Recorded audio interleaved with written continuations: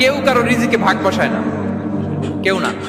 আমরা অনেকে মনে করি যে আমি ওকে দিলাম, ওকে খাওয়াইলাম, আমি বোধহয় খাওয়াইলাম। না, সে আপনারটা খায় নাই, সে তার রিজিকই খেয়েছে।